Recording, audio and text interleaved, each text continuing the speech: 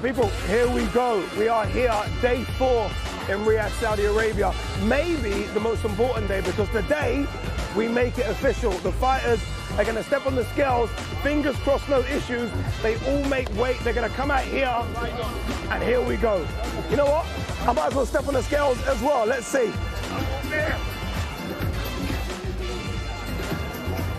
That's impossible. 250 pounds. Maybe not. All right, let's do this. Weigh-in day.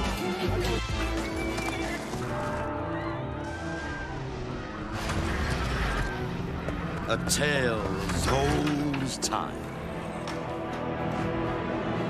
A legendary champion in search of another champion has found his match. Both men undefeated. Both men larger than life itself.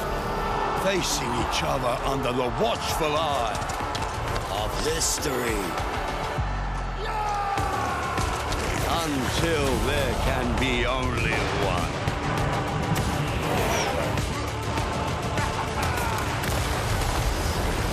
Let's get ready to rumble at Riyadh, Caesar! It is time to fight.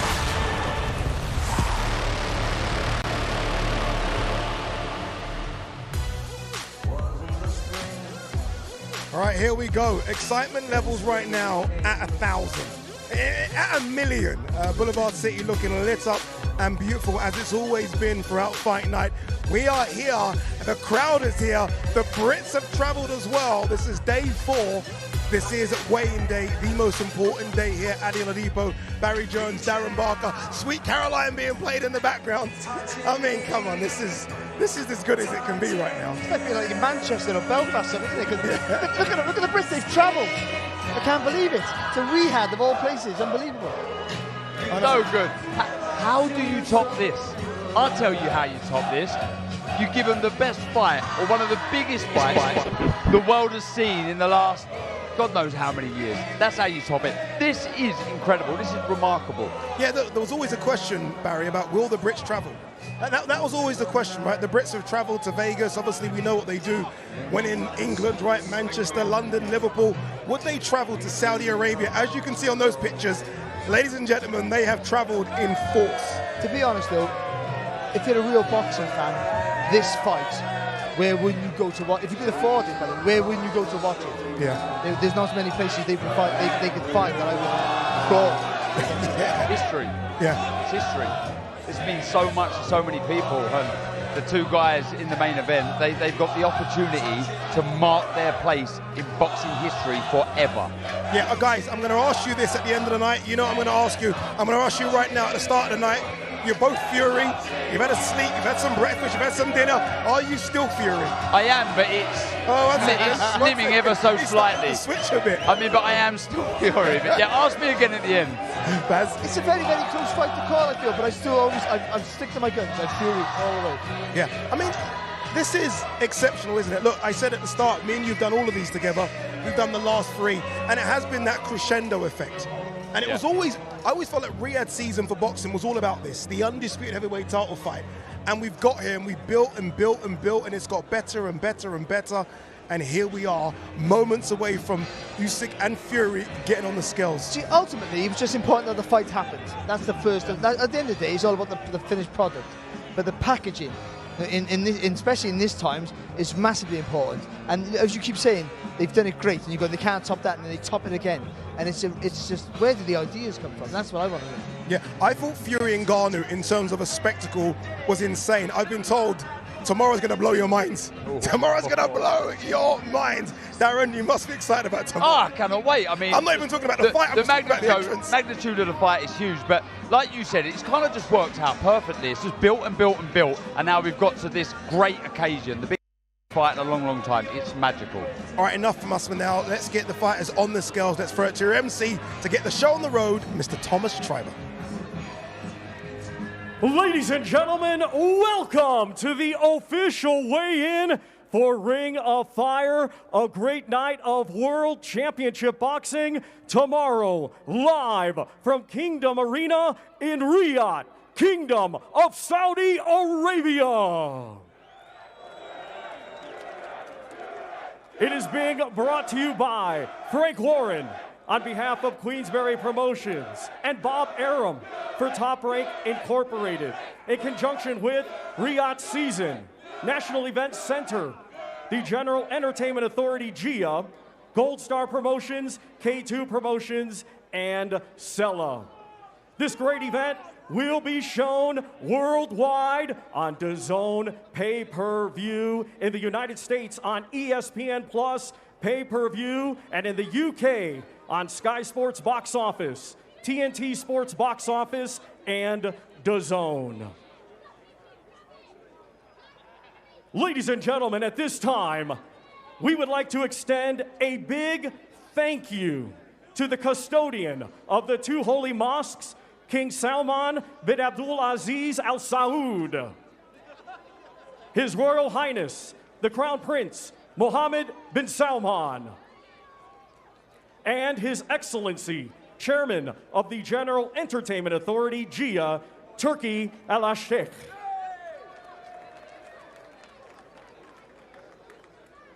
Ladies and gentlemen, the time has arrived for the weigh-in process to begin. Boxing fans joining us around the world, and boxing fans joining us here in beautiful Kingdom of Saudi Arabia. Let's hear it out there.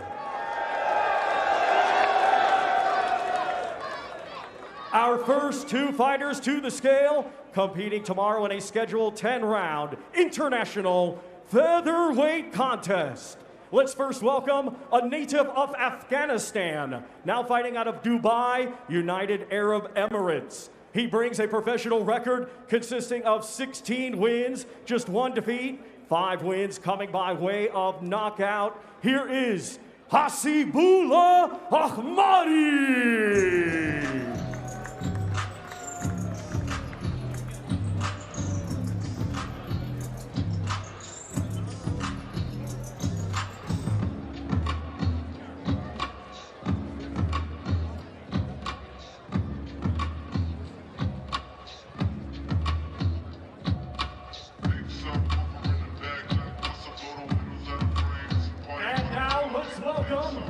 Coming to us from Morecambe, England, he brings a professional record consisting of 24 wins, 2 defeats, 3 draws, 8 wins, coming by way of knockout. Let's welcome Isaac, the Westgate Warrior, Lowe.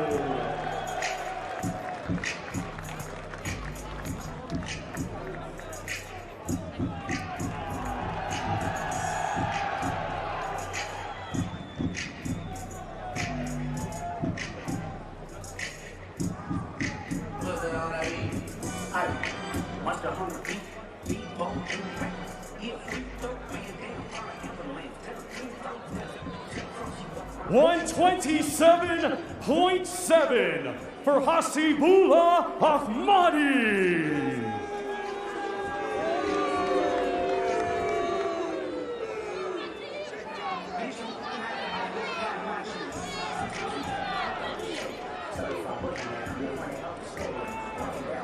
$125.5 for Isaac, Westgate Warrior, Lowe. Hasibullah Ahmadi, 127.7. Barry Jones to my left is correct. Look, it's not a title fight, but still, that's 1.7 pounds overweight. I mean, it's coming over it. That's a lot, whereas Isaac Lowe's coming under. Yes, well, I was looking to make that championship weight just to prove that he is a featherweight and he can compete at that, and the other guy just trying to get that a little bit of advantage, because naturally you can see here he's a much smaller man there. Once again, ladies and gentlemen, these two competing tomorrow night in a scheduled 10-round international featherweight contest. That was always going to happen, Darren. I mean, there was nose to nose, head to head. Someone was going to push someone, and I kind of expected it. Yeah, and it's an intriguing fight, this. It's like a couple on the card that are potential banana skins. Isaac Lowe needs to win this to push on if he wants a crack at a world title. Ahmadi, we don't really know too much about him. He's a good fighter from what I've seen, but he's stepping up in levels here. Yeah, and look, I mean, look, we always know it is difficult to make the weight. So I wonder, I mean, look, they probably said, look, agreed at 128 or something, but I just wonder whether or not he struggled to make the weight and they just wanted to keep the fight on. Yeah, that could be a possibility, of course, but I think a lot of this fight boils down to how much Usyk has left, I think. I think that'll be the telling point. He needs to put on a really good, dominant performance tomorrow night. Ladies and gentlemen, our next two combatants to the scale, competing tomorrow night in a scheduled 10-round contest. It will be for the vacant WBA Intercontinental Light Heavyweight Championship. Let's first welcome to the scale, coming to us from Porto, Portugal. He brings a professional record of 9 wins, just 1 defeat. 4 of his 9 wins coming by way of knockout. Here is Octavio Tank Pudiviter.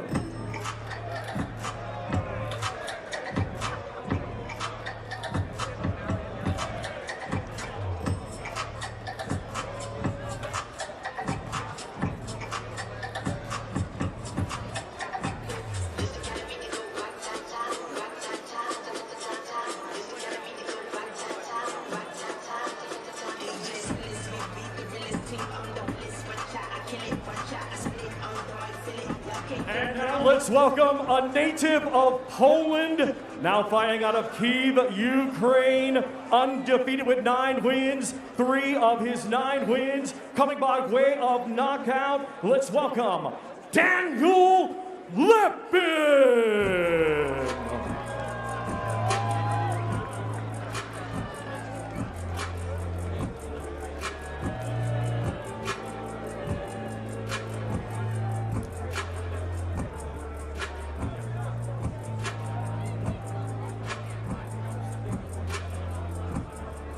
173.7 for Octavio Tank Pudiviter.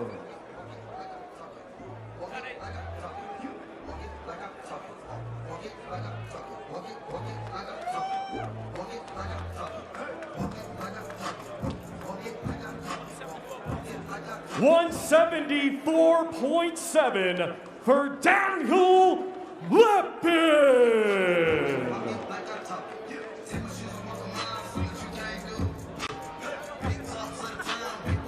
Both Daniel Lepin and Pudiviter both make the weight. And this is where you can see the difference. One's obviously built like a tank, that's his nickname. Daniel Lepin, though, at least, I'm going to guess, 4.5 inches taller than Pudiviter. Yeah. And he's a very good fighter. He's awkward. He's so quick on his feet, Ade. He really is. He's got the physique, a frame of like a high jumper. Honestly. Yes, that's it. Exactly what I was saying. Brilliant. But yeah, it's a good fight. But Victor needs to get close, needs to try and rough up Lepin. He brings it, he leaves it all in the ring, so it could be interesting.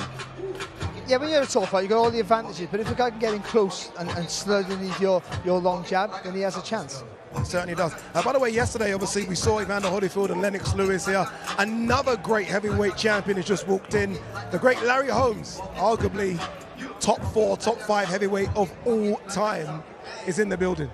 One of, if not the best jab in heavyweight history. Agreed. Absolutely fantastic. A whipping shot with loads of power on it. It was fantastic. Our next 2 combatants to the scale, competing tomorrow night in a 10-round contest. It will be for the vacant IBF International Cruiserweight Championship. Let's first welcome, from Frankfurt, Germany, undefeated with 12 wins, 10 of his 12 wins coming by way of knockout. Here is Michael Sides. That don't kill me, can only make me stronger. I need you to hurry up now, cause I can't wait much longer. I know I got to be right now, cause I can't get much stronger. Man, I've been waiting all night now. That's how long I've been on you.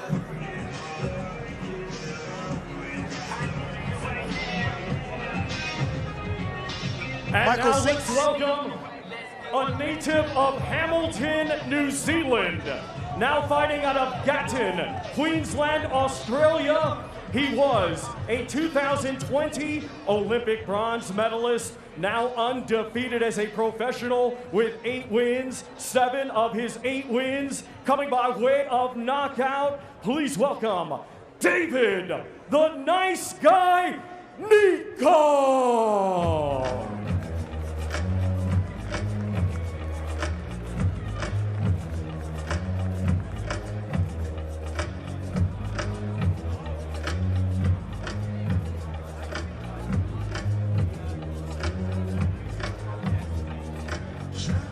$198.5 for Michael Sides.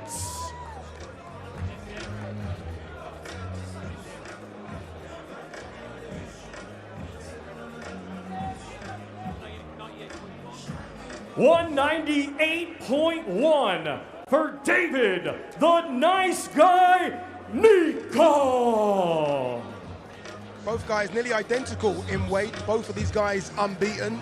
You know the old saying, Darren, someone's always got to go. I actually think this is going to be a competitive fight for a few rounds. Yeah, look, Sites has 10 knockouts in his 12 fights, but that power has no value if you can't land it. So it's how does he get close to Nico, who's so good on his feet, so well schooled. And also, you know, he's hittable. Size, that's what I would say. And with Nico having such good reach of distance, and he punches on the move as well, it's going to be very difficult to stay out the way. We're expecting big things from this kid, but he needs to perform on Saturday night. I'm probably going to be saying this all night about who's in attendance. To add to the Larry Holmes thing I just said a couple of minutes ago, one of the long reigning heavyweight champions in the building, Vladimir Klitschko, is here as well. I'm here to support his fellow Ukrainian, Oleksandr Usyk. Our next 2 combatants to the scale competing tomorrow in a scheduled 10-round contest. It will be for the vacant WBO Intercontinental Heavyweight Championship. First, we welcome from Hamburg, Germany. He brings a professional record of 25 wins, 3 defeats, with 20 of his 25 wins coming by way of knockout. Here is Ilya Mazenshev.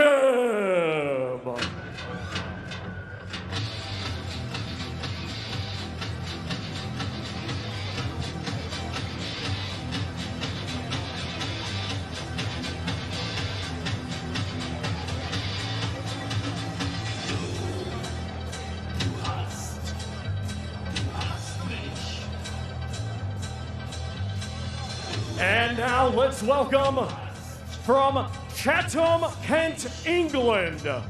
He had a stellar amateur career, and now at the age of just 19, he is undefeated with 8 wins, 6 of his 8 wins coming by way of knockout. Here is Moses Itelma.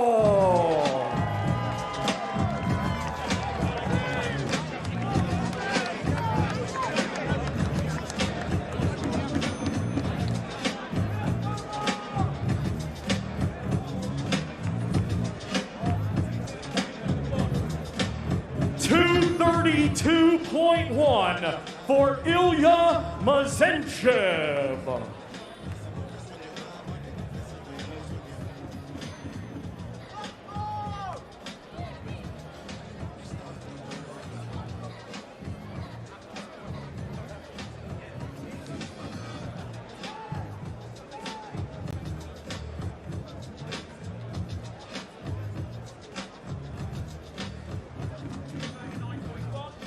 $239.1 for Moses Itelma. That's a good weight for Moses Itelma. Look, there's so many prospects on this card. We just saw David Niika. We're going to see Robin Sufar, who takes on Sergey Kovalev tomorrow in a cruiserweight contest a bit later. But he might be the best prospect on the card. He's the one that everyone has a lot of hope with anyway, Darren. Yeah, I mean, future star of the division, no doubt. But this is a step up. This is a real step up on paper. Mazenshev, 23 wins, 21 knockouts. But how did he get that power into play? Yeah, Majenko looks a good boxer. He throws a good jab, but he brings it back to his chest, and I think that's where the problems are going to lie with someone who talented and athletic as Itama. I've been one of those that have questioned Itama's size, but then when you see him get on the scales and hit basically 240 pounds, you're like, okay, maybe I've questioned it wrong. Yeah. He's a big boy. He is a big boy, and he's so quick with it, so elusive, so nimble, but generates so much power through that speed. Talent, ridiculous talent, and in he's abundance. Smooth, isn't he, with his work? There's like no effort when he's throwing punches or moving around the ring, and that's a real talent. Our next two combatants to the scale, competing tomorrow night in a scheduled 12-round contest. It will be for the vacant WBC Silver Lightweight Championship. Let's first welcome a native of Nigeria, now fighting out of Accra, Ghana. He has a professional record of 23 wins, just 1 defeat. 16 of his 23 wins coming by way of knockout. Let's welcome the current WBO Africa Super Featherweight Champion, Joshua the Wealth Machine Wahab.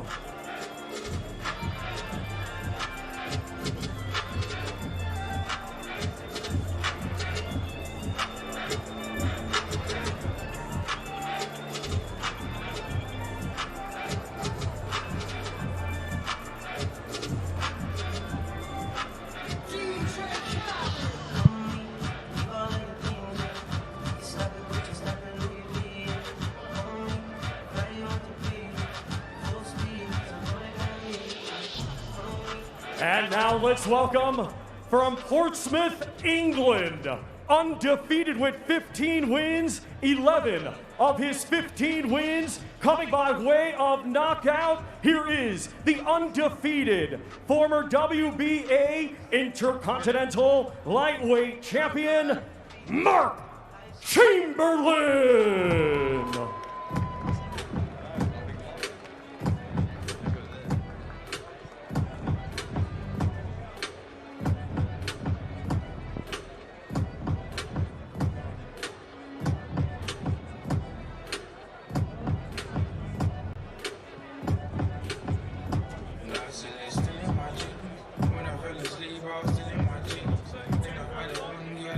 132.1 for Joshua the Wealth Machine Wahab.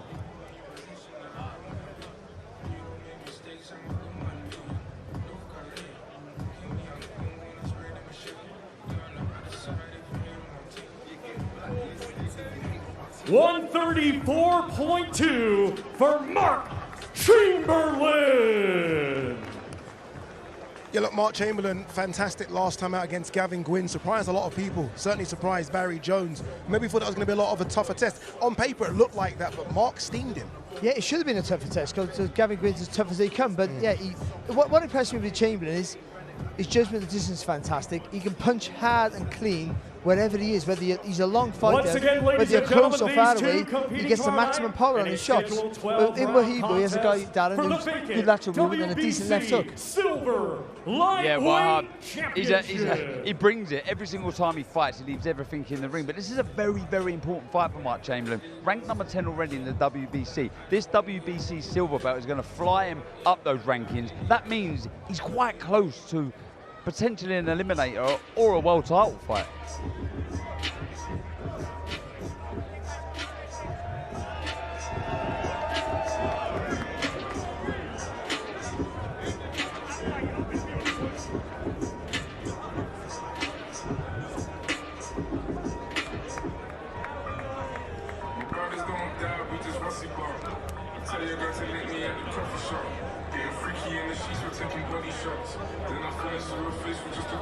So many superstars here today. It just feels like everyone is excited about what is going to come tomorrow night. Again, we've waited 25 years. I say we've waited 25 years. We've had good heavyweight fights in between that, but not an undisputed one. But so many big heavyweight stars here now. Yeah, and it's that word history again. This is something special because of the history that this main event tomorrow night is going to create. First ever in the four-belt era, first in 25 years. So there's all of those numbers, but that word history is making this so important. And I guess it's even better when you think about it. It's an undisputed between two unbeaten heavyweights, which wasn't the case with Evander and Lennox 25 years ago. Yeah, of course, you know, and guys who are not over the hill. Haven't been a massive show of a decay in any of their ability. So I think it's important it happens now.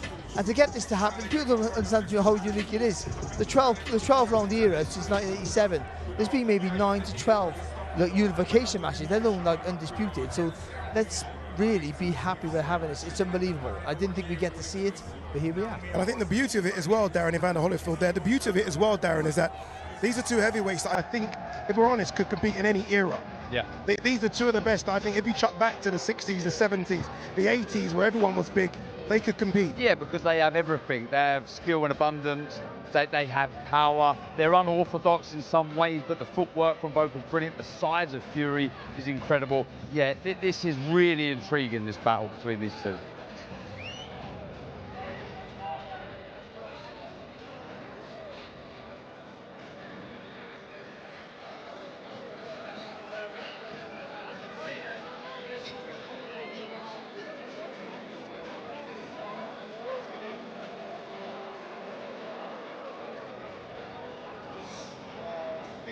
Otherwise, Here we are. I've been saying some of the best heavyweights on planet Earth are here, and this man was definitely one of the most dominant heavyweights we've had in the history of the sport. Vladimir Klitschko is here, no doubt supporting your fellow Ukrainian Oleksandr Usyk.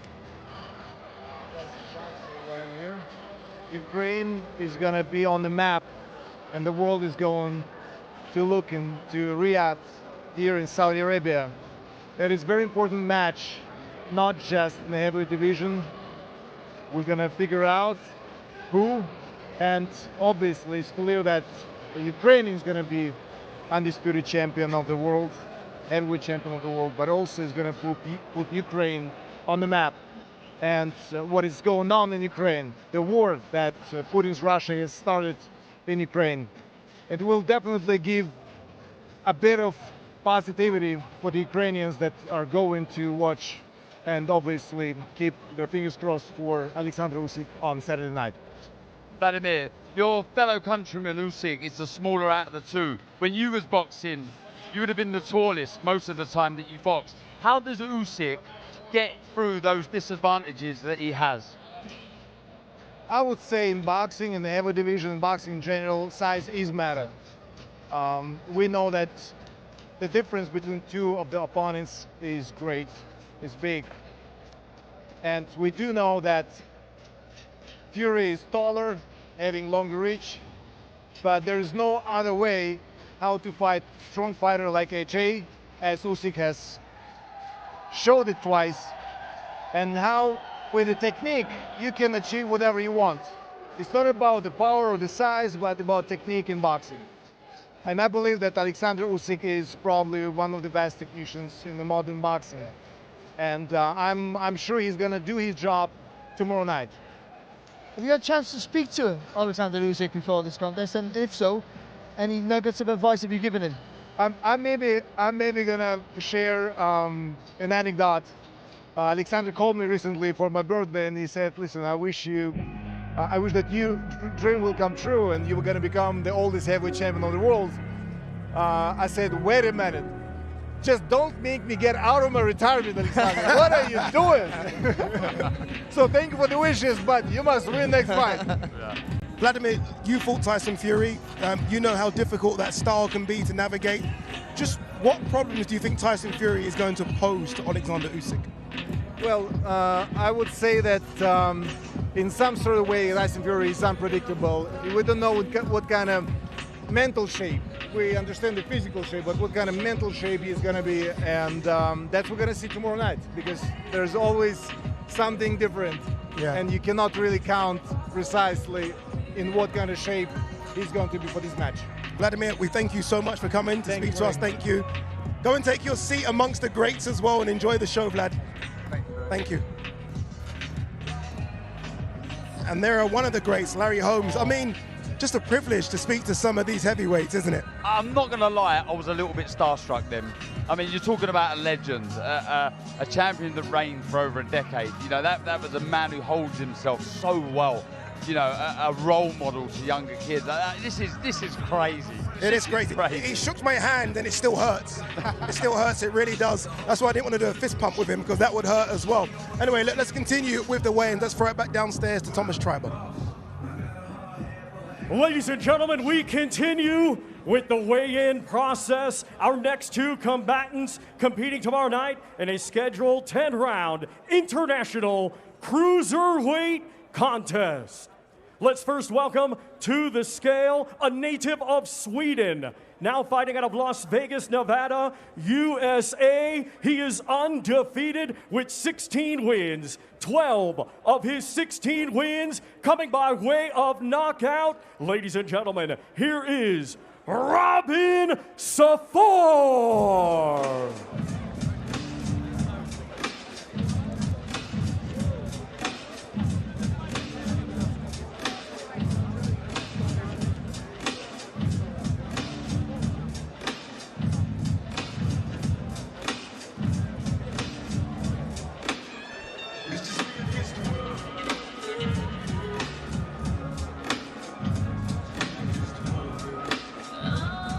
And now let's welcome a native of Russia, now fighting out of Fort Lauderdale, Florida, USA. He has a professional record consisting of 35 wins, 4 defeats, 1 draw, with 29 big wins coming by way of knockout. Here is the former unified light heavyweight champion of the world, Sergey the Crusher Kovalev.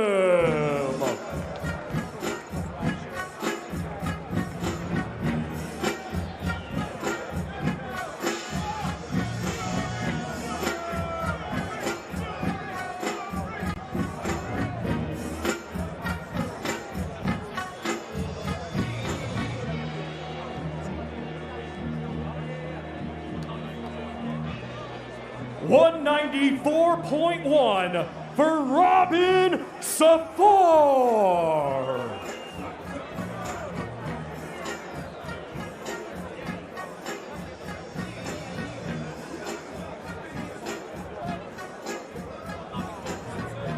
$194.2 for the former world champion, Sergey the Crusher Kovalev. In the last 10 years in boxing, there's been 2 guys that I would consider the boogeymen of boxing. One was Gennady Golovkin, the other one was certainly Mr. Sergey Kovalev. But boxing always has that history of boxers standing around for too long. And I just wonder if Kovalev is one of those fighters. I hope he isn't, but at 41, moving up in weight, Barry, he could just be that. Yeah, he could. He's coming off a good win, but it's a long time ago. Inactivity, you know, we got 2 fights in 2019, so that's a problem. But what he always had, and still will have, is a really good jab. And Safar, even though I think he's looked pretty good to me, and his hands are high, they're a loose guard, and I think Kovalev might be able to get through that, Darren. I think Safar wins.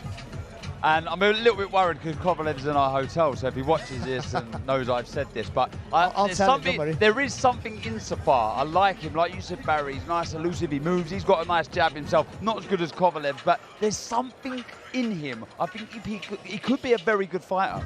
He needs to make Kovalev work at a high pace. I think that's a very important point. But we forget Kovalev can box, and people forget that. So yeah. I still got to make him a favourite. Yeah, it should be an intriguing fight this. The unbeaten Safar. What an opportunity for him to get the name of Sergey Kovalev on his resume in the win column. Massive.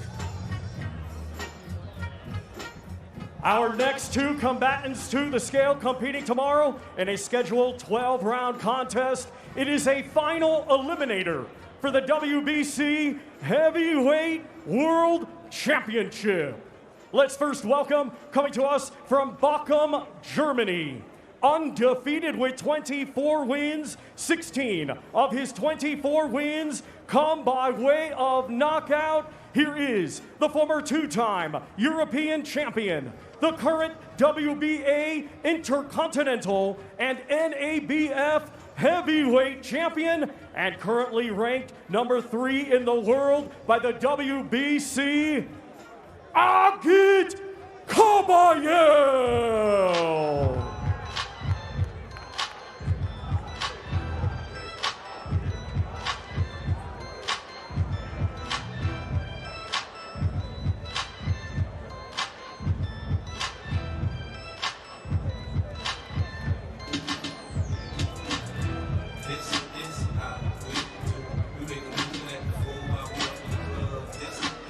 And now let's welcome a native of Cuba. Now fighting out of Miami, Florida, USA. He is undefeated with 24 wins. 17 of his 24 wins coming by way of knockout. Here is the current WBC Continental Americas and NABO heavyweight champion and currently ranked number 2 in the world by the WBC, Frank the Cuban Flash Sanchez.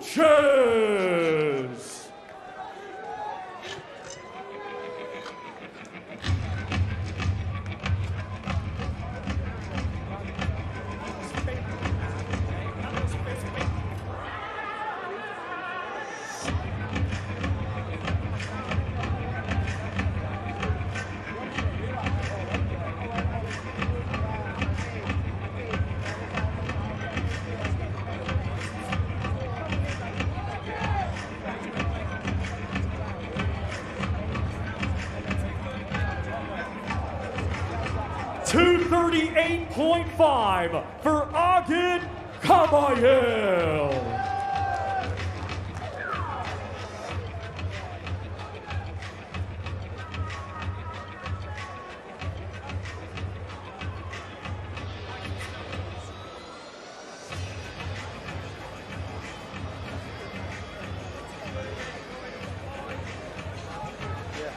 .238.5 for Frank the Cuban Flash Sanchez. An intriguing battle in the heavyweight division between two unbeaten fighters, both of them desperate for a crack at the real big guns in the heavyweight division. And I think, Darren, the winner of this has to get that big fight next. They just have to. I think so, yeah. It's a tough one to call. I'm leaning towards Sanchez here, but I went against Kabayel last time. I thought Makhmudov would win, and he ripped up that script and proved me wrong. I think the winner of this fight needs to grab hold of the pace, needs to be in charge of the tempo of this fight.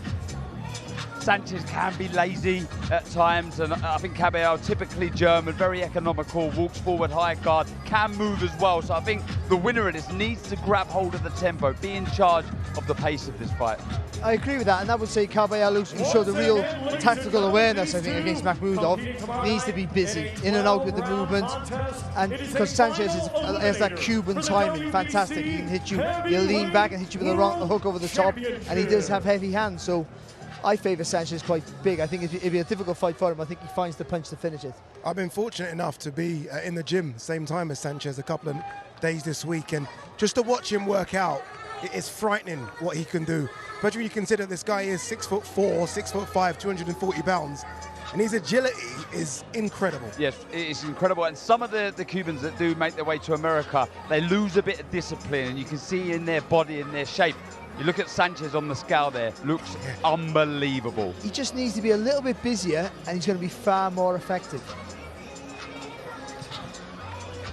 And then, if he's going to fight for world honours, if he's going to come against Fury or Usyk, he's going to have to be busier, be more assertive in his work, because he has all the talent there, just as long as the work ethic matches that talent. Yeah, I was listening to you on commentary, Darren, when he fought Junior Farr, Frank Sanchez, last time out, and you, for the first round or so, were kind of upset with his pace. Look, do you know what it is, Addy? I know he can do it.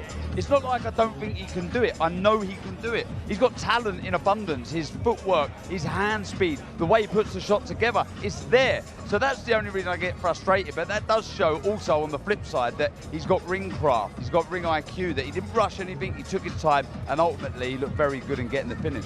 Yeah, look, it's going to be a good fight. There are so many Evander Holyfield. Keep him on the screen. Keep him on the screen. The real deal Evander Holyfield, who fought some of the best heavyweights that we've ever seen. But look, it's going to be an intriguing fight. Two heavyweights that, again, are desperate to climb that ladder, desperate to be main eventers. And it's a difficult fight to pick. It's a pick 'em fight. It is. Like I say, both. I mean, everything's almost identical there. Same age, same weight, same record. Sanchez has one knockout more, but what they do both have again is the chance to be one of the next stars of this division, because you know the big guns are kind of coming to the end of their careers. So we're looking for the new crop now, the next generation. All right, let's continue with the weigh-ins. Let's go back downstairs to Thomas Triber. Ladies and gentlemen, our next two combatants to the scale, competing tomorrow night in a scheduled 12-round contest. It will be for both the IBF and IBO Super Featherweight Championships of the world. Let's first welcome from Belfast, Northern Ireland. He brings a professional record of 21 wins, just 1 defeat, 7 wins. Coming by way of knockout, here is the reigning and defending IBO Super Featherweight Champion of the World, Anthony, the Andy Town Apache Kakachi.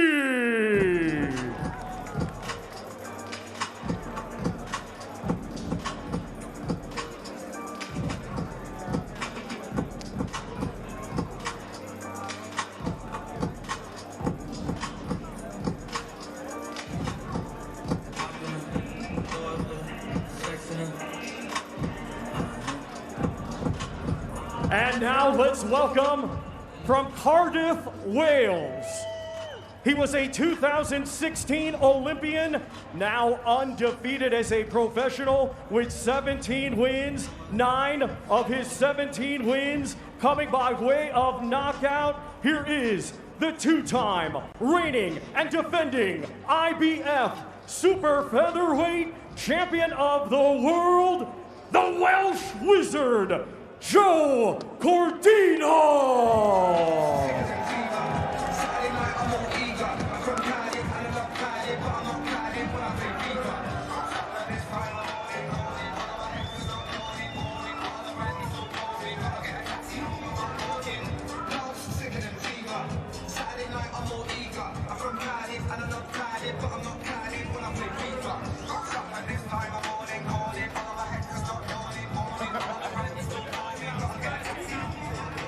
129 pounds, 13 ounces for Anthony, the Andy Town Apache Kakachi.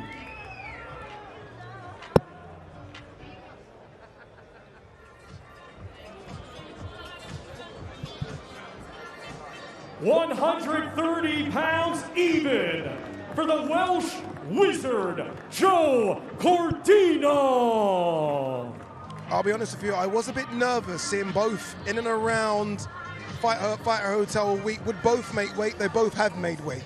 Well, it's never easy to be a super feather, but we have a fight. We have 2 titles on the line. Barry, I think this is going to be a really good fight. It's going to be a fantastic fight, because I think Kakachi's going to come out fast. You know, thinking Cordino might have struggled for the weight. I'm not sure if he has this time. And also, this is Kakachi's moment. He's waited such a long time to get this opportunity. He's not going to go away without trying 110%. But in Cordino, Darren, as you know him better than most, we have a supreme talent. Yeah, massive. I mean, a very, very good talent. And I feel he feels he's got something to prove after his last contest in Monte Carlo against Edward Vazquez. Underperformed, took it lightly, overlooked Vazquez, but now he wants to right that wrong, and get a very good, decisive victory. All right, we're going to hear from both fighters. Let's start with the challenger first, the current IBO Super Featherweight champion, Anthony Kakachi. He's with Todd Grisham on stage. All right, I'm here with Anthony. You're fighting for a world title on the grandest stage of them all. How have you managed to stay grounded this week? Listen, here, I'm just very excited to be here and just doing my usual thing, mate. I'm used to this type of thing, so I'm buzzing. I'm just buzzing to be here. I'm sure you know your opponent very well. What specifically do you have to do to win this fight? Listen, I'm just here to fight. I know he's a very good operator. He's slick, he's very fast, but I'm here to do the damage. Hey, we've also got Wales versus Northern Ireland. What's your message to your fans back home right now? Big shout out Belfast, everyone home in Belfast, Andy Town. Appreciate this all. All right, good luck to you. Thank you very much. Joe, you've had a long time to prepare for this fight. You're looking in great shape. You look like you made weight comfortably. Is it right to say more comfortably than your previous world title fights? Yeah, obviously. I've had 2 camps back to back, so it's been a long time coming. I'm just glad I'm here now. I came out 3 weeks ago, more prepared than I've ever been for a fight. So yeah, I'm looking good, looking forward to it, and I can't wait to get in there. Now you own the longest running unbeaten record by a current professional fighter from Wales. You'll be looking to extend that record. Just try and sum up what that means, getting the win and defending your belt. Yeah, of course. I'm just trying to do me, keep winning, keep moving forward, and keep carrying the flag of Wales on my back. So yeah, as long as I keep winning, everyone follow behind. One day out from the fight, any final message for Anthony Cacace and all the fans who are behind you? He knows what's coming. Like he said, he's going to bring it. I'm going to bring it. We meet in the middle of the ring, and we'll deal with it. Final message to the fans? Thank you very much, and just keep supporting, and just keep an eye out, because it's going to be electric. Best of luck, Joe. Thank you.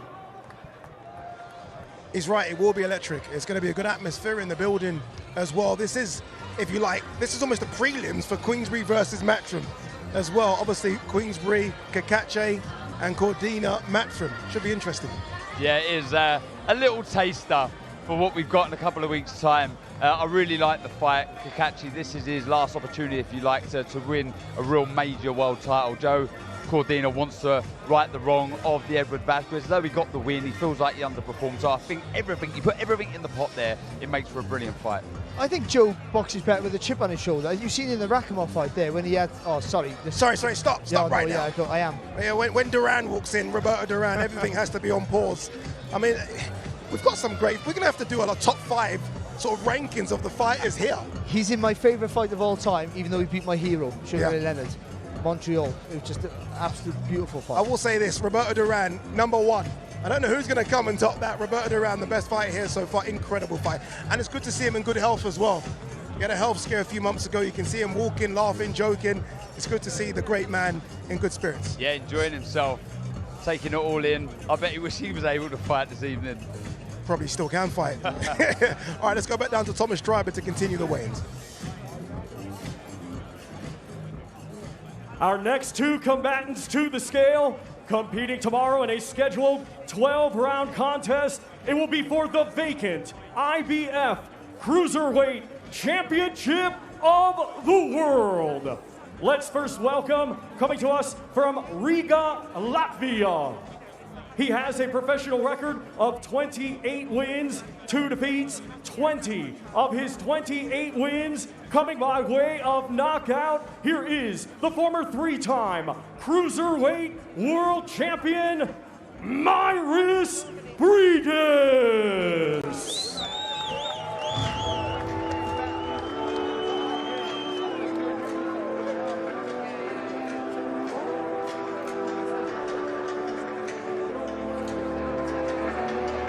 Lightning from the sky, it runs inside our veins. Full speed till we fly, that's the only way.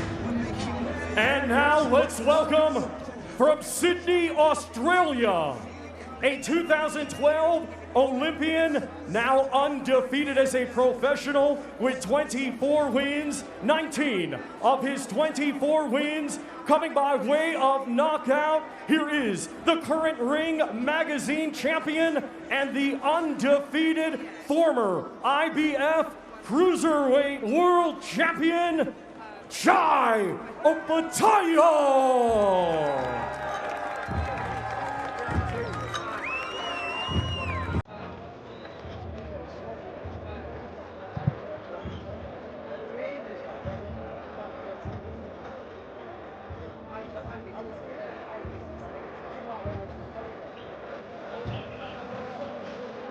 $199.1 for Mairis Briedis.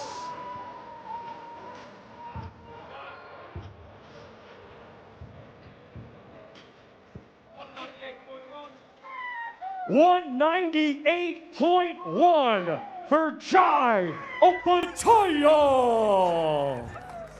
Jai Opetaia versus Mairis Briedis, a rematch of the fight they had 2 years ago. Mairis Briedis breaking Jai Opetaia's jaw in 2 places. Jai Opetaia, though, still becoming the IBF Cruiserweight Champion that night. I expect this one. I know a lot of people are sleeping on Brightus. I expect this to be a very, very good fight.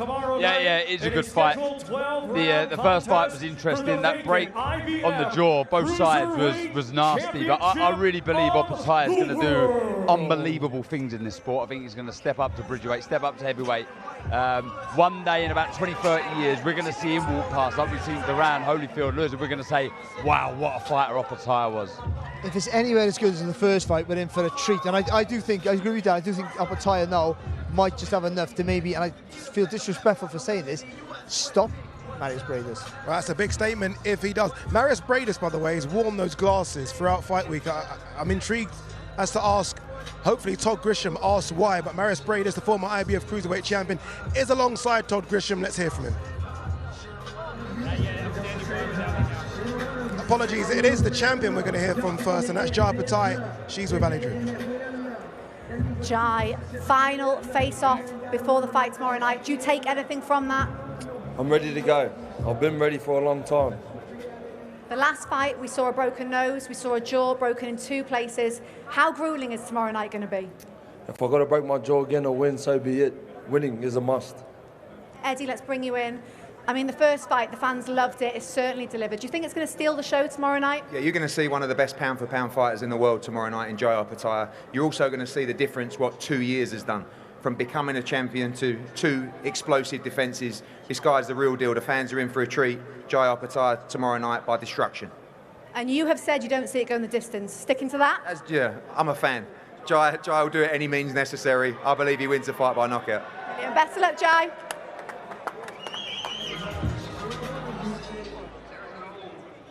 All right, I'm here with Marius Briedis. You don't need me to tell you how brutal that first encounter was. How physical do you think this rematch is going to be?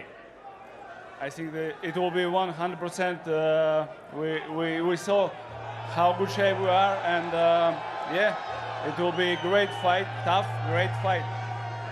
Many people believe this is do or die for you, considering at this stage of your career. How much pressure are you feeling right now? Right word to say, win or die. Win or die. You broke his jaw in 2 places last time. What do you think it's going to take to slow this big man down?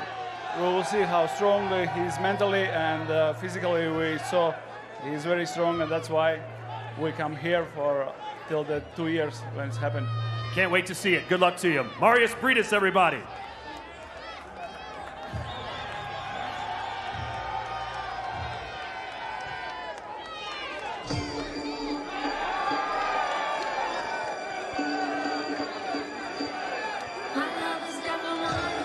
Marius Briedis, confident, right? I mean, and he's going to be confident just because of how he was able to hurt Opetaia like no one else has done in their last fight. But it's a different Opetaia, isn't it? This guy 2 years on looks very, very special. Looks a lot better than he was against Briedis.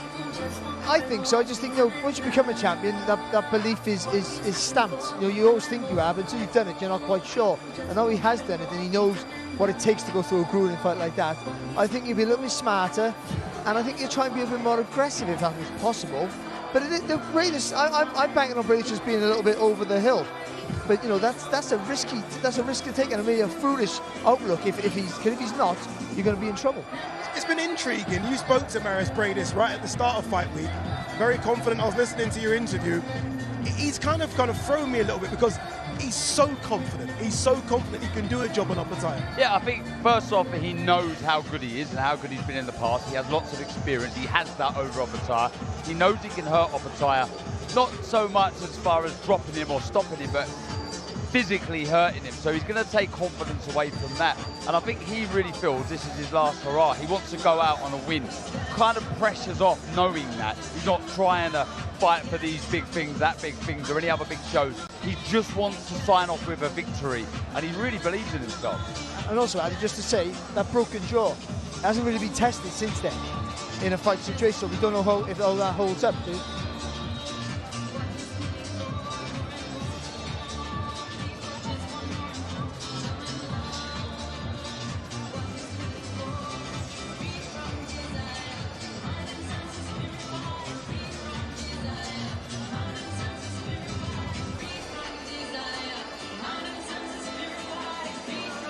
It's swelled. Look, I said at the top of the show that the fans are here. The fans are here, and there's more of them. There's more of them. They're enjoying the atmosphere. The Brits have well and truly turned up. The Fury army is here, and they're here in their hundreds, if not thousands, and more are coming. I'm hearing more are flying out as well. I think it's going to be an incredible atmosphere on Saturday. So it's going to be so good. I mean, it's so good here already. To bring this into the venue tomorrow night is exactly what this show needs. It's so great, and great cards, great fights, need great support, great atmosphere, and look at that! Look at that! I absolutely love it. By the way, Charlie Parsons is here somewhere. I have no idea where he is, but he's in there somewhere. Charlie, who are you with? Talk to us about the atmosphere down there. I'm Charlie Parsons from the Stomping Ground, powered by Wow Hydrate. We are live on the ground in Riyadh, Saudi Arabia. Moments away, Tyson Fury and Oleksandr Usyk are going to hit the scales. I've got a couple of minutes with you. I'm going to take you to some very special guests. Firstly, big up to His Excellency Turki Al-Sheikh for putting on this monster event. The fans are in all the way from the United Kingdom, all the way from Ukraine. The atmosphere is incredible. We cannot wait. There's a huge buzz here. 24 hours away now from fight night. The time is ticking down. I bring in my first guest and a man I look up to very much in Mr. Frank Smith, Matchroom CEO. How excited are you? Not a main event fighter for you for this one, but nevertheless, obviously Joe Cordina, Kakachi on the card, Myris Breedis. Talk to me though, main event, moments away, what do you think? Buzzing for it, mate. You know, like you say, we're not involved in the main event, but to be involved in some way in an event of this spectacle, the undisputed heavyweight championship of the world, we've waited a long time, it's finally here. We're moments away from the weigh-in. They both look in tremendous shape, and it's a special night for the sport, and anything that's good for the sport is good for everyone involved. So we've got Joe Cordina as well, as you say, we've got Jaya Pitaya, two special fighters up there, but the main event, we're going to see finally an undisputed champion crowned. We're going to see him face off in just a second. Yesterday, Tyson Fury decided not to lock eyes with Oleksandr Usyk. I spoke to Lennox Lewis earlier on. He said it's because he's focused. Can we pull anything out of it as fans? I don't know, mate. What do we know? True. The only people who can tell anything are the two people who are getting in the ring at the end of the day.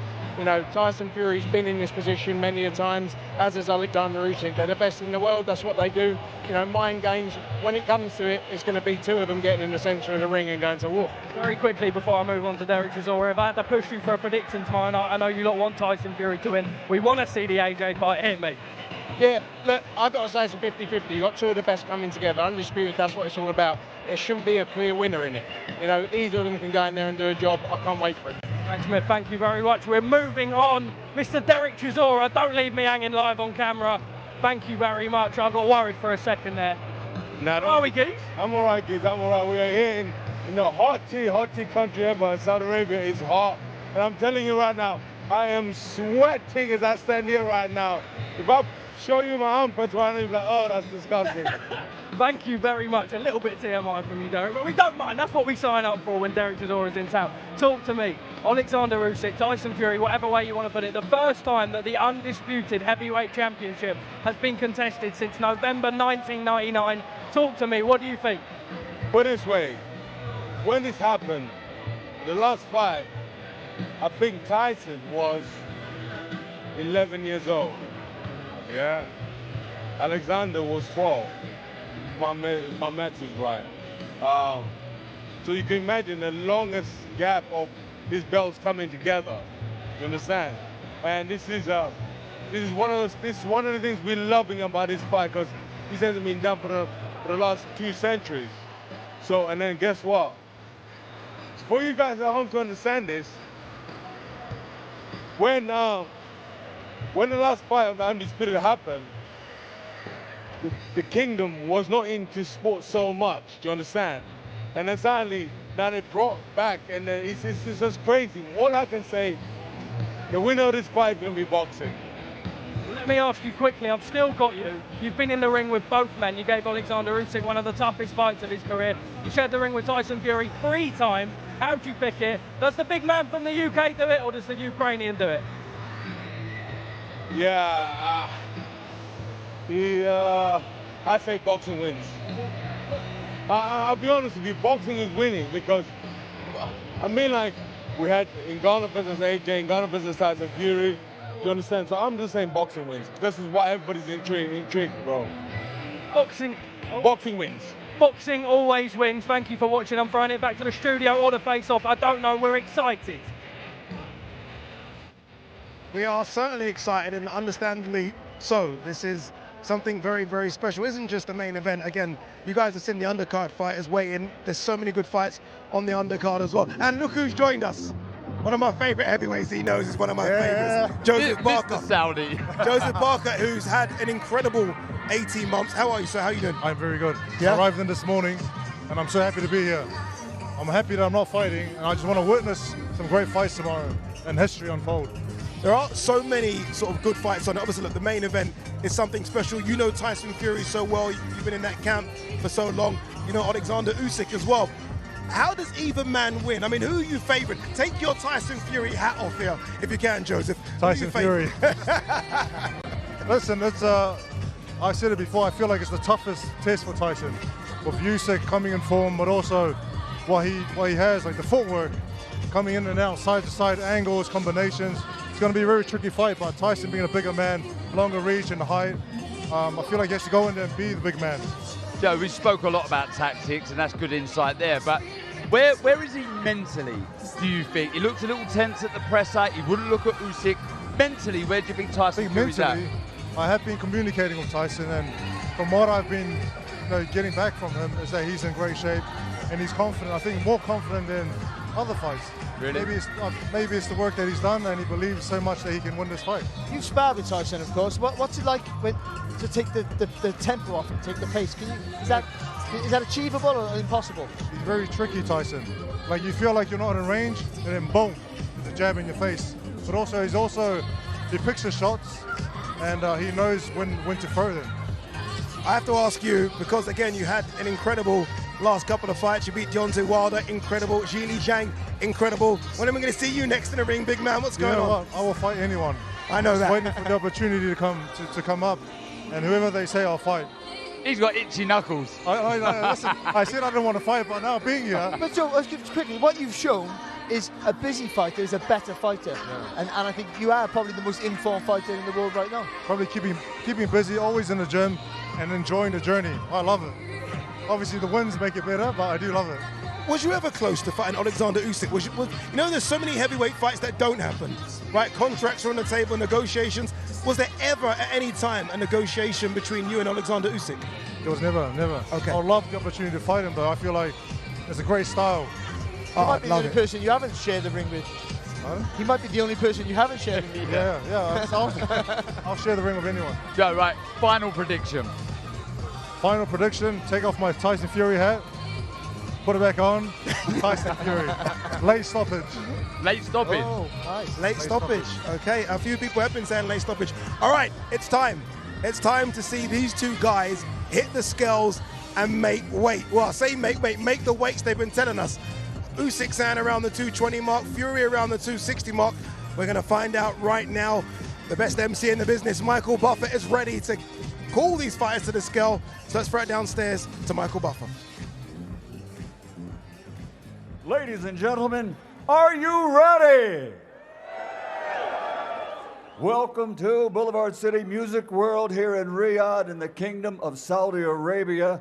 Assalamu alaikum, ladies and gentlemen. And this is the official weigh-in for the main event of Ring of Fire. It's a presentation by Frank Warren for Queensberry Promotions, Bob Arum for Top Rank Boxing in conjunction with Riyadh Season, National Event Center, the General Entertainment Authority, Gold Star Promotions, K2 Promotions, and Sella. This contest we'll see tomorrow night is sanctioned by the WBA, WBC, WBO, IBF, and IBO, and on the line, the ring and lineal titles. Now for this event, ladies and gentlemen, a very special thank you to the custodian of the two holy mosques, King Salman bin Abdulaziz Al Saud, His Royal Highness the Prince Mohammed bin Salman, and the chairman of the General Entertainment Authority, His Excellency Turki Al Sheikh.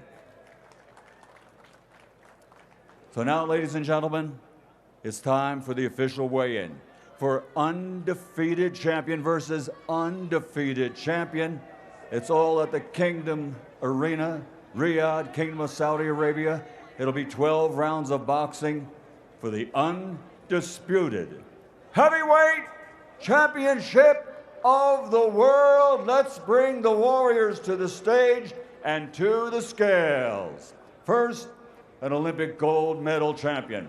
Now, as a professional, 21 fights, 21 victories, 14 wins by knockout. He's the former undisputed and undefeated cruiserweight champion of the world.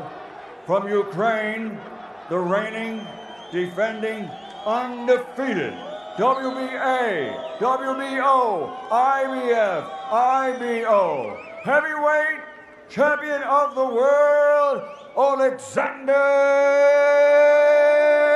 Usyk.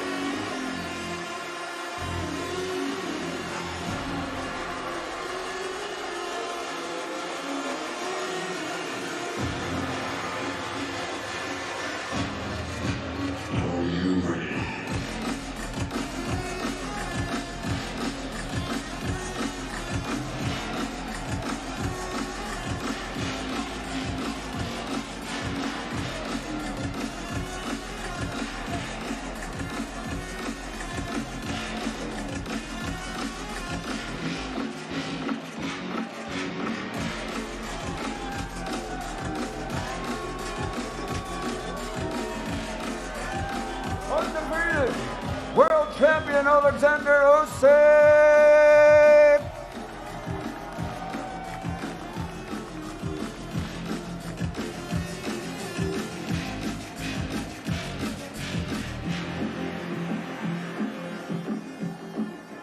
And now, ladies and gentlemen, please welcome his opponent from the United Kingdom, the two-time world champion, holder of the ring and lineal championships, and recognized as the reigning, defending, undefeated WBC heavyweight champion of the world, the Gypsy King, Tyson Fury.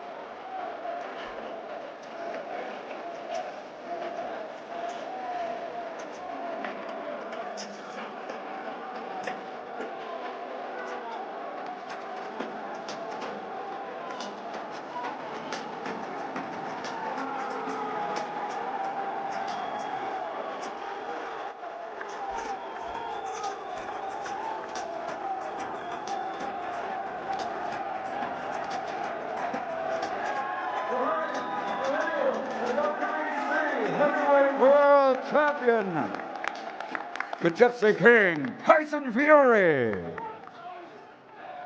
First onto the scales will be the champion from Ukraine, Oleksandr Usyk.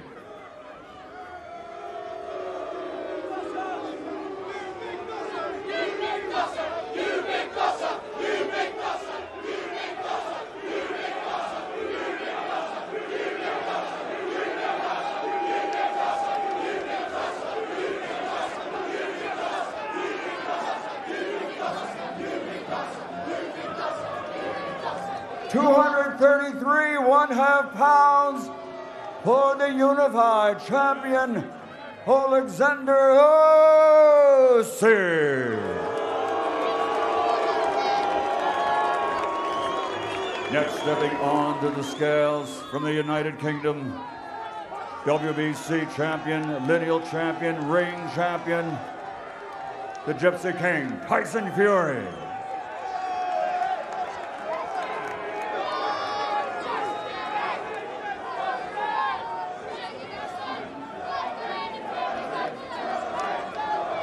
£262 for Tyson Fury.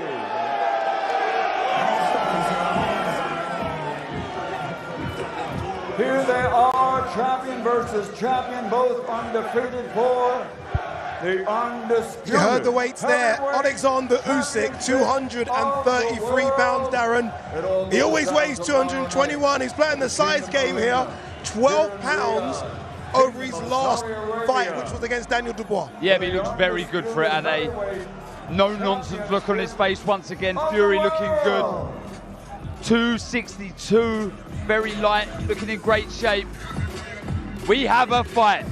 We certainly do. Joseph, 262 for Tyson Fury. 262. He's light. He's light. Light. Yeah. He's very light, but he looks in good shape. Like, you see the confidence. You can see how happy he is on stage. Now the face-off. There he goes. Now he does the face-off, Darren. That's it. He played all possum before, didn't he? Every day of the week he was not engaging with Usyk, but now we see the real Tyson Fury. And look at the response from Usyk. He won't back down for anybody. He won't back down.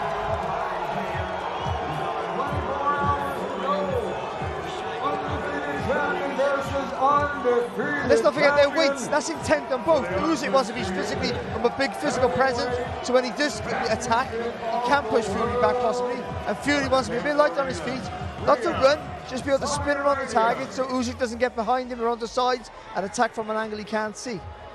There are at least 60 people on that stage, and there doesn't really need to be that many. People on stage. It's ridiculous how many people are on stage. Joe, do you think Tyson regrets not looking at Usyk yesterday and wanted to really let him know, look, don't sleep on me, you're in a real fight here? Listen, he didn't do it yesterday, but he did it today with a bit of a shove and push. And I think today is just one of those, the weigh-in days when you really size him up. I think the press conference, mind games, might be mind games. But it's your last chance to say something, to have any sort of mental impression on your opponent is now. Well, it's now. I think we're going to try and hear from both fighters. It's going to be very difficult. I see Todd Christian was with Oleksandr Usyk. I have no idea where Usyk's gone now. Tyson Fury still on stage. I have no idea where he's going. It is very frantic. We are going to see if we can get a word of both champions. Obviously, Oleksandr Usyk, the unified heavyweight champion, former undisputed at cruiserweight. Tyson Fury's ready as well. I think we're ready to hear from Tyson Fury, are we? Guys, keep this clear, keep it, Gary, keep it. Go now, it's going to go. Tyson, 2 face-offs this week, 2 very different face-offs. What are the tactics behind this? What are you thinking after that face-off just now? We're ready to rock and roll, you know. Fireworks tomorrow night. I'm going to knock this little fucker spark out. Looking to make history tomorrow night. We're going to see the first undisputed heavyweight champion of our generation, the first one in 25 years. In the past, you've said belts don't matter, defending belts don't matter. This one's got to matter, right? I'm coming for his heart. That's what I'm coming for. Fuck his belts. I'm coming for his fucking heart. He's getting it tomorrow. Spark out! Fuck him! Any final words? Fuck all his team too. Fuck the lot of them. They can all get it if they want it too. Shithousing. A word to your fans, Tyson. Yeah, I figured it might go that way. Tyson Fury clearly pumped. Let's hear from Oleksandr Usyk, the unified heavyweight champion. He's with Todd Christian. All right, I'm here with Oleksandr Usyk, ladies and gentlemen. Things have calmed down a little bit. It got rough and tumble. What did you just say to Tyson Fury? Don't be afraid. I will not leave you alone tomorrow. You told everyone that your father was your inspiration growing up. If he were here right now, before the biggest fight of your life, what advice do you think your dad would give you?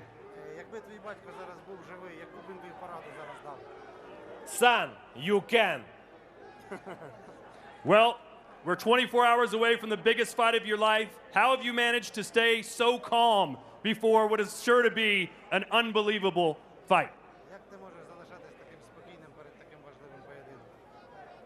Because it's my plan. If I will be nervous, I not win. What is your message to the fans watching you around the world, especially those in your war-torn country of the Ukraine? My fans, I love you. See you tomorrow. Give it up, everybody. Oleksandr Usyk.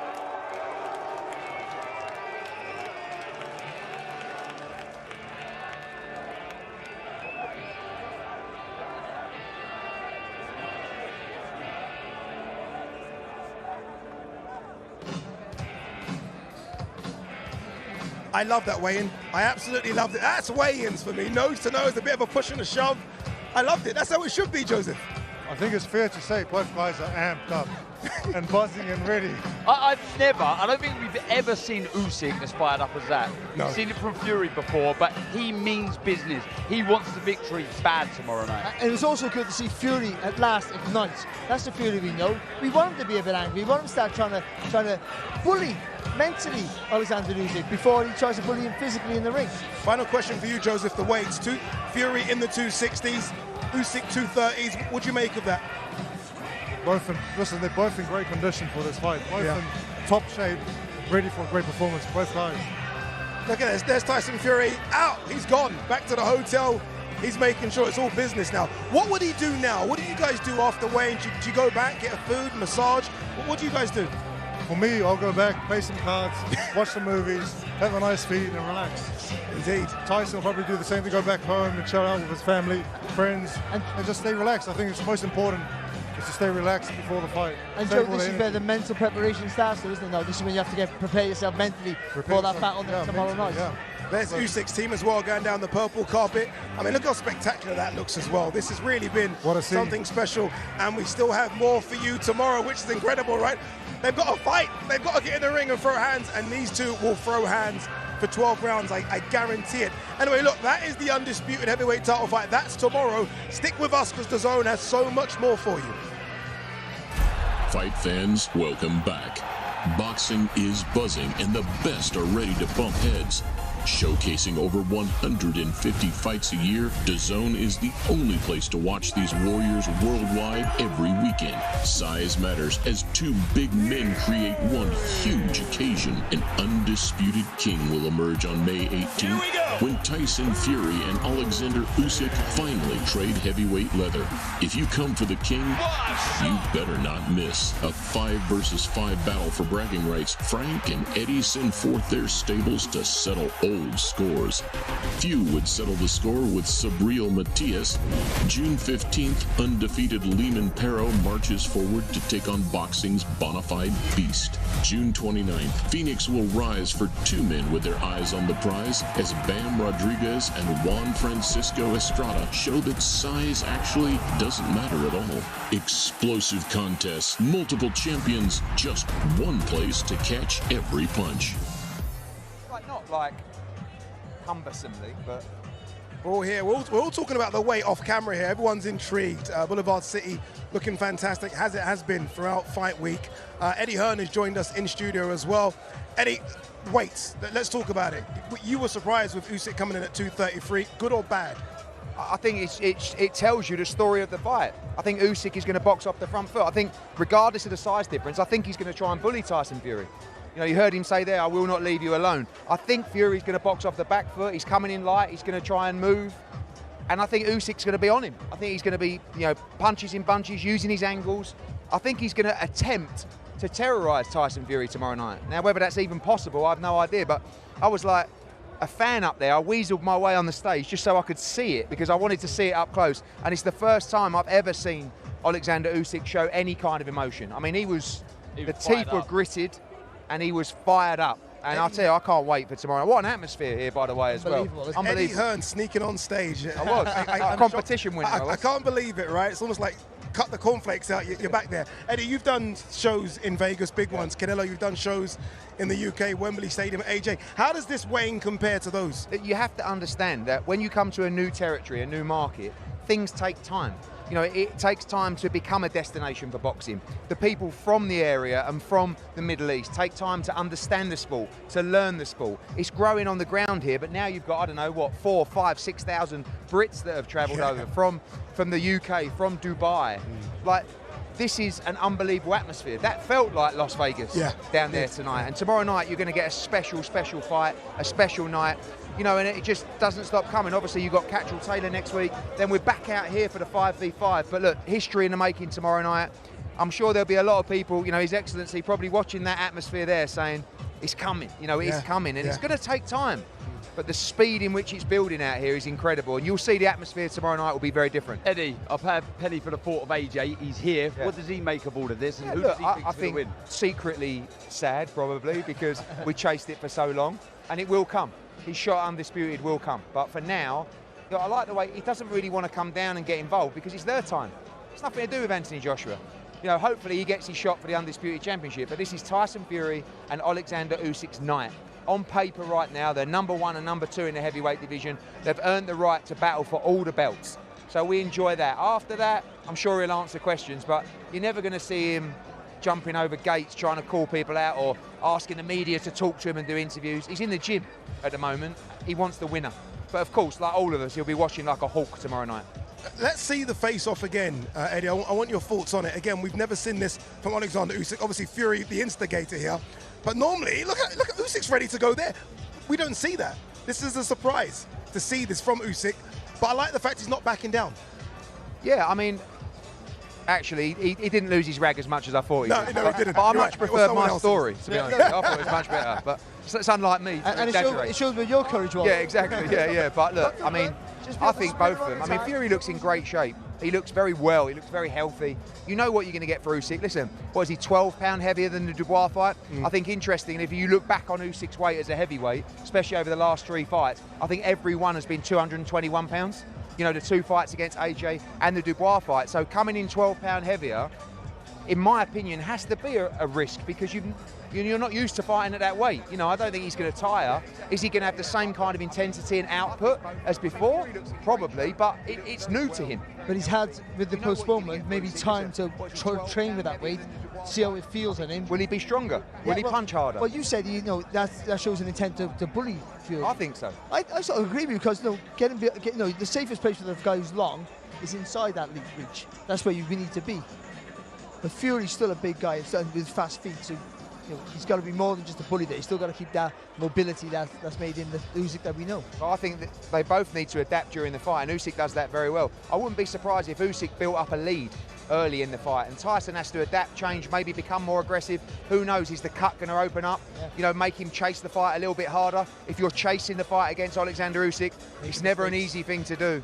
You know, you saw AJ fall behind, you start chasing the fight, you're getting pinged, he's moving in and out. I mean, look, we could talk about it for hours. I have no idea. Could you see a finish in this fight? Could you see a stoppage or KO? We were talking to Alex Krasiak the other day, wasn't we, Barry? They're convinced. I know.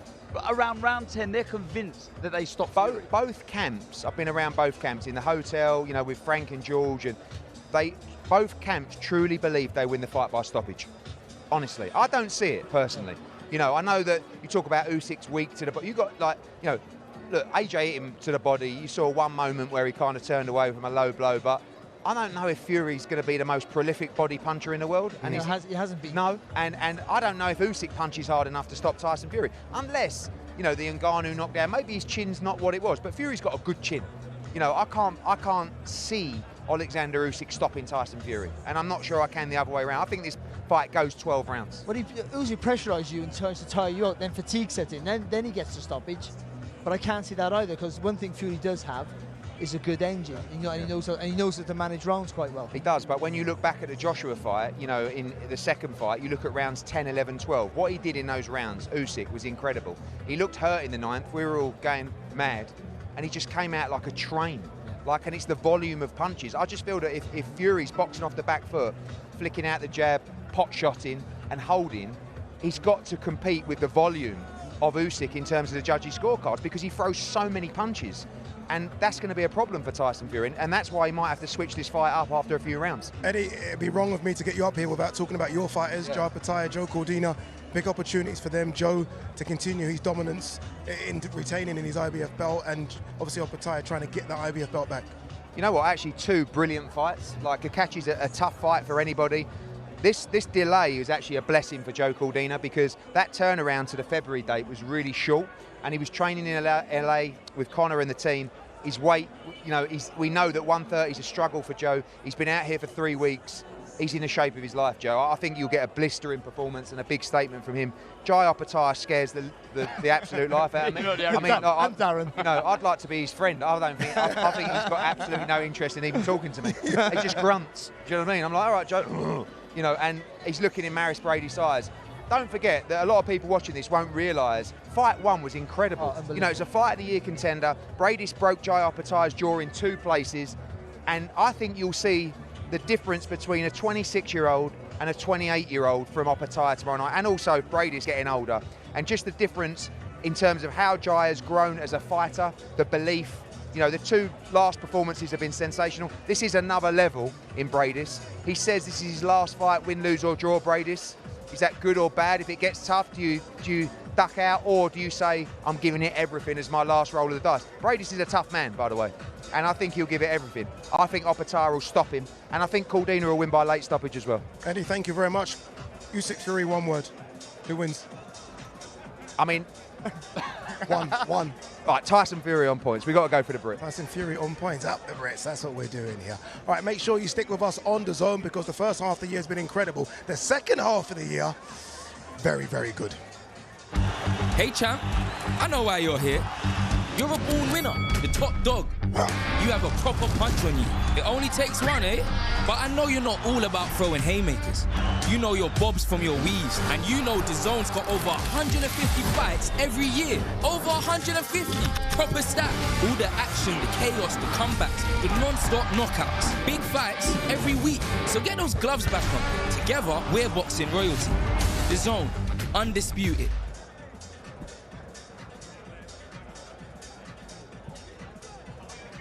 There's another member of our team that really should be here, but he's not. He's a busy man. He's staying at home in New York, and that guy is Ariel Helwani. Ariel, I know you've been watching from afar. What have you made of all this, especially the weigh-ins?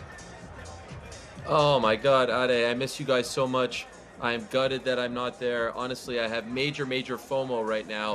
What a scene, and I noted on Twitter, it feels considerably bigger, greater, more electric, more energy than the scene we took part in back in March for Anthony Joshua versus Francis Ngannou. This feels like a proper mega event. And I do have some insight, Ade, into Tyson Fury, because Tyson Fury, as we're talking about here, and you guys have been doing such a great job all week talking about his physique, he is considerably lighter. So I actually reached out to a nutritionist who has been working with him for the past 4 years, famed combat sports nutritionist who's been in the corner of Joseph Parker as of late as well, George Lockhart. He's worked with Conor McGregor and others. He started working with Tyson Fury since 2020, and I asked him, okay, what's the secret? Why is he so much lighter? Why is he so much more svelte this time around? George told me that he stopped working with Tyson Fury as of just a couple months ago after the cut. This kind of blew my mind. So then I did some digging into things, and I found out that Tyson rehired Greg Marriott, who was the nutritionist who got him out of his dark period. 2015, 2018, he didn't fight. 2018, he lost all the weight and went on that great run. He rehired that nutritionist. So if you're a Tyson Fury fan, you're saying, okay, maybe we're going back to the guy that started this run post the break, post the Klitschko fight, and maybe considering how he looked against Francis Ngannou back in October, this is a good sign that we're going to see the old Tyson Fury back and not the Tyson Fury who's waking up in silk pajamas. Yeah, and that's the Tyson Fury that obviously beat Deontay Wilder, I think, the first time, and obviously convincingly beat him the second time, so Fury fans will be happy with that. What have you made of Usyk? Obviously, look, he comes in around the 220 mark all the time. Now 233 pounds, 12 pounds heavier than Daniel Dubois. Good or bad, do you think?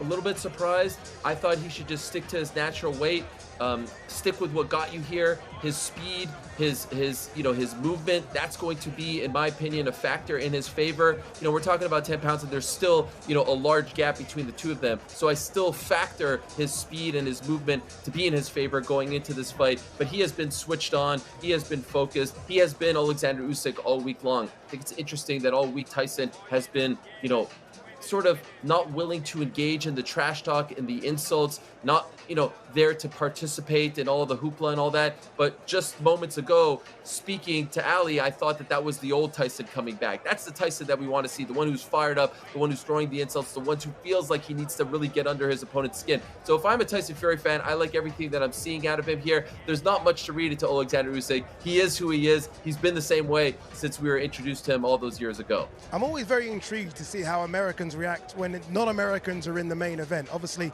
this is a European fight, isn't it? Tyson Fury from the UK, Oleksandr Usyk from Ukraine. What's it been like in America? Are they getting behind this one? Now, first of all, I just want to note I am Canadian and American, okay? So please don't take that away from me. He's got his you citizenship now. Will brand me as an American. But in my heart, it will always be the red and white.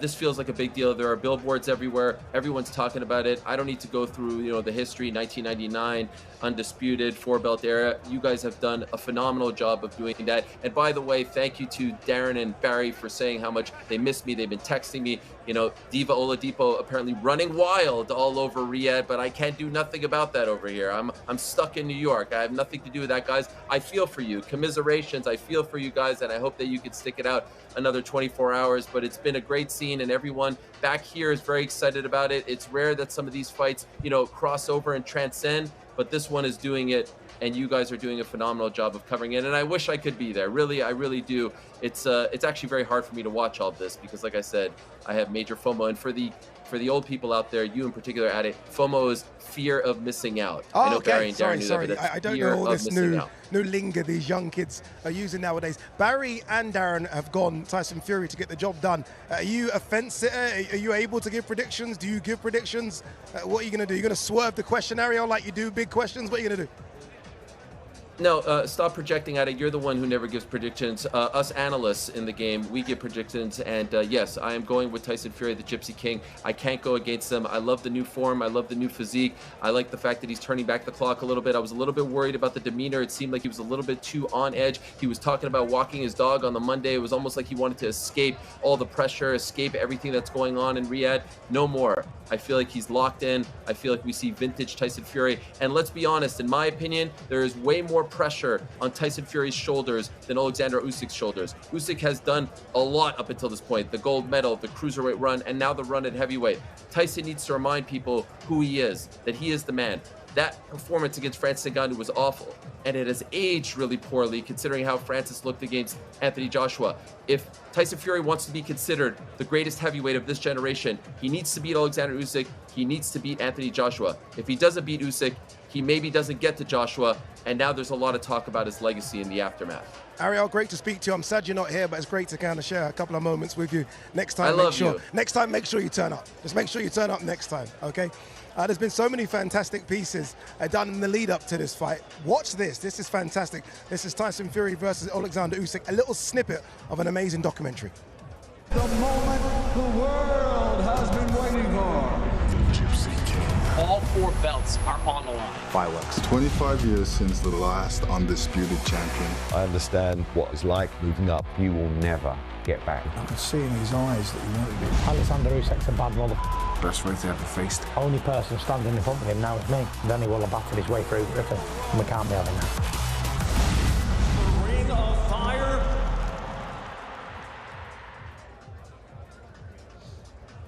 What a fantastic shot. Incredible, isn't it? Boulevard City looking absolutely incredible. Let's remind you of what you can expect tomorrow. We kick things off in the featherweight division. Isaac Lowe takes on Hasbulla Mardi. We then move to the light heavyweight division. Huge prospects in Daniel Lapin takes on Portugal's Octavia Pudavita.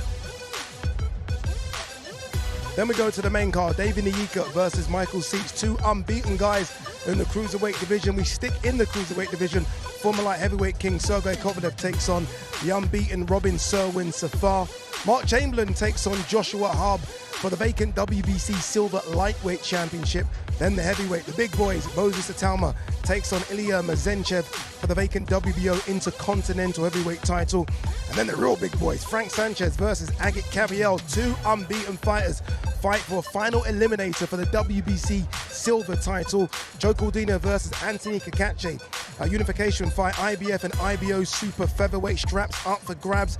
Jarpataya versus Marius Bradis, a rematch of 2 years ago. They fight once again for the vacant IBF World Cruiserweight title. And then the one we've been waiting for 18 months, or some might say 25 years. The undisputed heavyweight title fight between Tyson Fury and Oleksandr Usyk.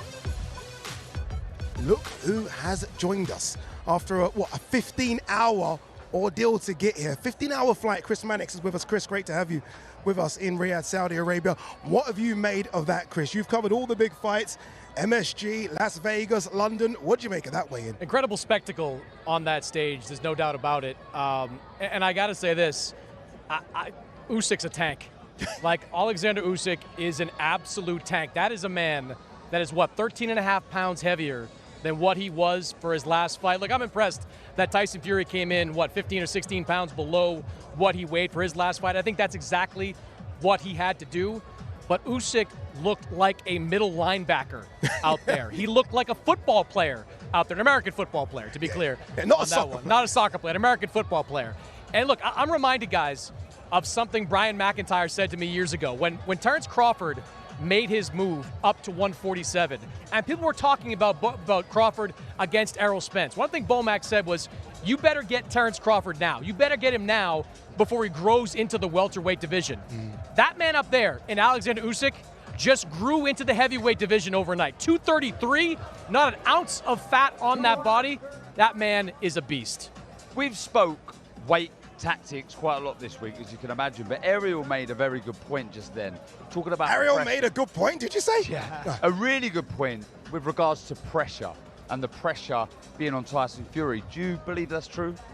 I think there's pressure on both guys. I mean, how many cracks at the Undisputed Heavyweight Championship are you going to get? I guess you could lean towards more pressure being on Fury, because there's probably still a crazy group of people that believe that he backed out of that last fight on purpose, that he wasn't ready, that he's no longer the fighter that he used to be, that the Francis Ngannou fight took something out of him. But look, Tyson Fury has been beating back skeptics his entire career. Like, he beat back the skeptics that said, you can't beat Vladimir Klitschko, you're not in his class. He outpoints Vladimir Klitschko. He beats back the skeptics that say, oh, you're too fat, 400 pounds, you'll never make it back. He makes it all the way back. The people that said he was crazy to get in the ring with Deontay Wilder after fighting like Sefer and somebody else, when he made his comeback, he did it and beat back the skeptics. Discounting Tyson Fury is a dangerous thing to do, and I'm sure he's used to dealing with that type of pressure. I just think the man in front of him might be an all-time great. Not an all-time great heavyweight, not putting him in that box right now. What if he wins, though? If Fury wins? If Usyk wins, where would you rank I still don't put him on the all-time great heavyweight because he's been a heavyweight for 6 fights. Like, I think you've got to have a deeper resume. I do think he climbs the list of the all-time great fighters because nobody will be able to say they were an undisputed champion at cruiserweight and heavyweight in this 4-belt era. I can tell Chris has just been wanting to get this mic. He's been wanting to talk. When do I not? He's been on that flight thinking, when I land, I've got so much to say. Fury, what do you think of his body shape? 260 plus pounds, 277 against Francis Ngannou. He's clearly in shape. He's never going to be an Adonis like a Wilder or AJ on the scales, but this is as good as he can get. This is good Fury for me. Unquestionably, coming in this light, the lightest he's been since 2019. He looks as good as he's possibly going to be. Look, he's never going to be, as you said, that chiseled type physique, but dropping down into those low 260s is going to make him a fresher fighter going into this fight. He did exactly what he needed to do in terms of preparation. I actually think, guys, that the extra 3 months probably helped Tyson Fury. He had to take a little bit of a break after that loss to Ngannou, or the close win against Francis Ngannou. Getting those extra 3 months to work, even though it wasn't his preference, I think that probably helped his physique and his conditioning coming into this fight. Were you happy seeing Tyson do a bit of the pushing? Because I feel like he thrives in chaos. Was that a better Tyson Fury than what we've seen all week? What we've seen all week, yes. I mean, we've seen versions of that, in previous fights. He mixed it up a little bit with Deontay Wilder. He's always kind of that, brash, outspoken guy who wants to make a scene in a fight. I thought it was more notable, frankly, that Usyk responded to it. Like, Usyk, we're not used to having any response. You go back to the aftermath of when Tyson beat Derek Chisora, and he called Usyk up to the ring apron, and Usyk's just standing there while Tyson's yelling in his face, saying nothing. Usyk is the definition of unflappable. You cannot, get under this guy's skin. In that moment, Tyson Fury got under Oleksandr Usyk's skin. We'll see if it means anything come tomorrow night, but that was certainly a mental warfare tactic. All right, guys, this is it. We've all been waiting for this as boxing fans, as two former world champions as well. We've been waiting for Tyson Fury versus Oleksandr Usyk for the best part of 18 months, just because they have been number 1 and number 2, and they've been circling each other. Finally, the two sharks come head to head, and it happens tomorrow. Fight week has been incredible. The build-up has been incredible. Fight night is going to be even better. Make sure you tune in, scan the QR code. You just can't miss this. You can't. The whole team is going to be assembled. Lennox Lewis will join us. Joseph Parker will join us. And Kate Abdo will lead the show. It's going to be a good one. I can't wait for it. I know you guys can't wait for it. Make sure you tune in tomorrow to DAZN for something very, very special. A tale as old as time. A legendary champion in search of another champion has found his match. Facing each other under the watchful eye of history. Let's get ready to rumble! At Riyadh! It is time to fight!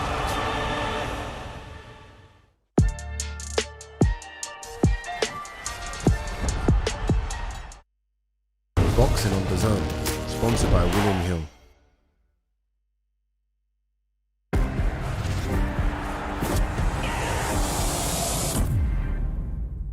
Rated T for Teen. Oh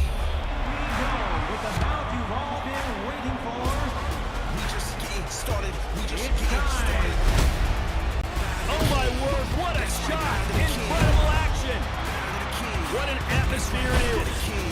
Refusing to lose, refusing to give up. Been floored by the headshot.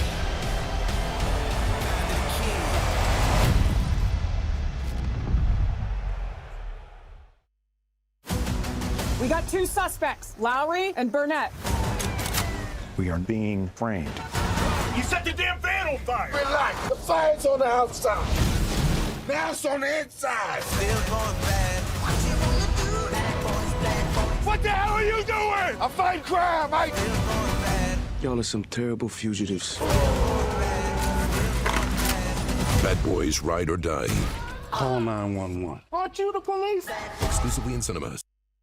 Boxing on DAZN, sponsored by William Hill.